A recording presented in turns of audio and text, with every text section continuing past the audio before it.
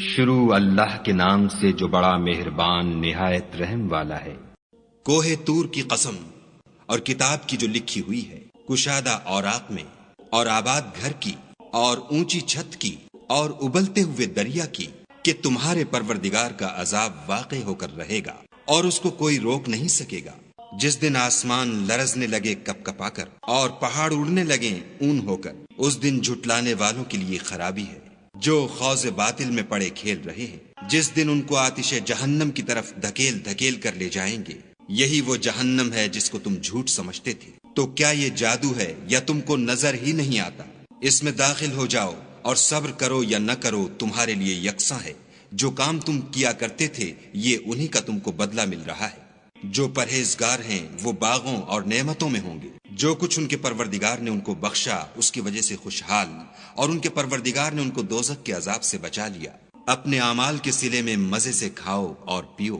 تختوں پر جو برابر برابر بچھے ہوئے ہیں، تکیا لگائے ہوئے، اور بڑی بڑی آنکھوں والی حوروں کو ہم ان کا رفیق بنا دیں گے۔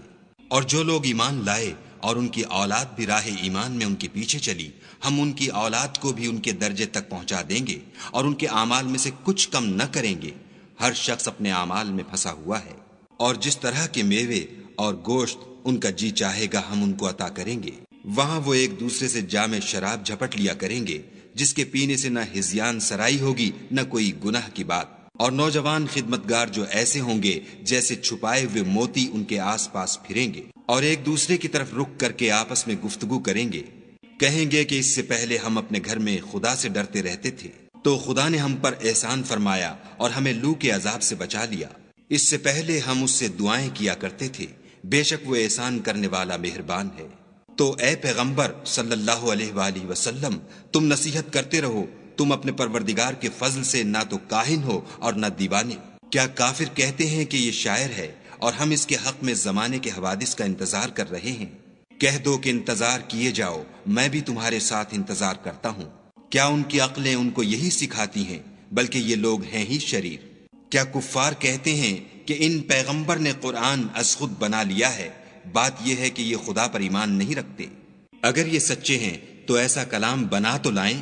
کیا یہ کسی کے پیدا کیے بغیر ہی پیدا ہو گئے ہیں، یا یہ خود اپنے تئیں پیدا کرنے والے ہیں، یا انہوں نے آسمانوں اور زمین کو پیدا کیا ہے؟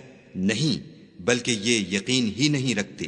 کیا ان کے پاس تمہارے پروردگار کے خزانے ہیں، یا یہ کہیں کے داروغہ ہیں، یا ان کے پاس کوئی سیڑھی ہے جس پر چڑھ کر آسمان سے باتیں سناتے ہیں؟ تو جو سناتا ہے وہ صریح سند دکھائے۔ کیا خدا کی تو بیٹیاں اور تمہارے بیٹے؟ اے پیغمبر صلی اللہ علیہ وآلہ وسلم، کیا تم ان سے صلح مانگتے ہو کہ ان پر تاوان کا بوجھ پڑ رہا ہے، یا ان کے پاس غیب کا علم ہے کہ وہ اسے لکھ لیتے ہیں؟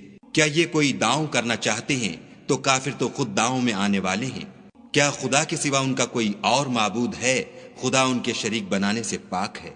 اور اگر یہ آسمان سے عذاب کا کوئی ٹکڑا گرتا ہوا دیکھیں تو کہیں کہ یہ گاڑھا بادل ہے، پس ان کو چھوڑ دو یہاں تک کہ وہ روز جس میں وہ بے ہوش کر دیے جائیں گے سامنے آ جائے، جس دن ان کا کوئی داؤں کچھ بھی کام نہ آئے اور نہ ان کو کہیں سے مدد ہی ملے۔ اور ظالموں کے لیے اس کے سوا اور عذاب بھی ہے، لیکن ان میں کے اکثر نہیں جانتے۔ اور تم اپنے پروردگار کے حکم کے انتظار میں صبر کیے رہو، تم تو ہماری آنکھوں کے سامنے ہو۔ اور جب اٹھا کرو تو اپنے پروردگار کی تعریف کے ساتھ تسبیح کیا کرو، اور رات کے بعض اوقات میں بھی، اور ستاروں کے غروب ہونے کے بعد بھی اس کی تنزیہ کیا کرو۔